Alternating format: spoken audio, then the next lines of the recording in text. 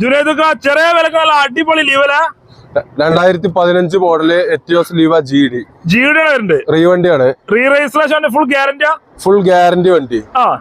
2015 മോഡലാണ്. GD SP ആണ്. 2 air bag വരുന്ന വണ്ടിയാണ്. റീപ്ലേസ്മെന്റ് കാര്യങ്ങളോ ഒന്നുമില്ല.